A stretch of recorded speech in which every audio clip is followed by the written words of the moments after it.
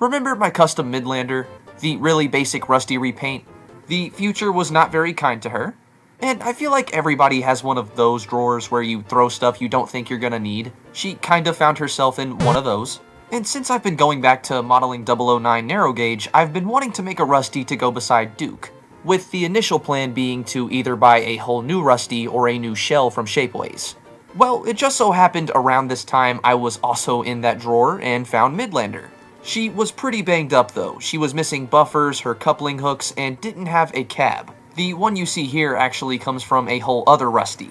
Plus, from just being in the drawer itself, she naturally received a few dents to the body. Surprisingly, nothing too serious though, and I found new coupling hooks from a spare 3D print. The new buffers would come from a spare Bachmann model, while the back ones came from a spare Tomix wagon, and the new cab was already modified. It had its windows cut out. At this point, with some sanding, it was looking like I could salvage the entire thing. So pretty quickly, I did just that and applied a new coat of primer. It turned out Midlander wasn't as banged up as I thought she was. The only damage I could really find was at the front end, and the face would be covering this anyway. At this point, I left it overnight to dry, and the next morning started on the orange paintwork. For Rusty's color, I chose Tamiya PS62, a pure orange. And after applying this in 2 to 3 coats, found the chassis to clean that, as well as 2 LMS number 5s to put on later. At this point, I would move on with hand painting though, using my Apple Barrel Matte Black. I painted Rusty's front, his footplate, and the top of the cab, as well as the bottom of the body and the inside of the cab. His back lamp was done with a Apple Barrel Matte White, and for the buffer beams would mask off the entire body except those, reprime them, and then respray them a Rust-Oleum Gloss Red. Now comes my favorite part of any custom, weathering. In favor of an industrial look, I planned not to line him, so I jumped to this pretty quickly using my Black Stardust, so starting off slow would apply some to his vents. I also forgot to mention I gave Rusty a fuel cap since it always bothered me this model never had one, and that was done using a N-scale buffer head. The weathering started slow at first, but very quickly overtook the entire model.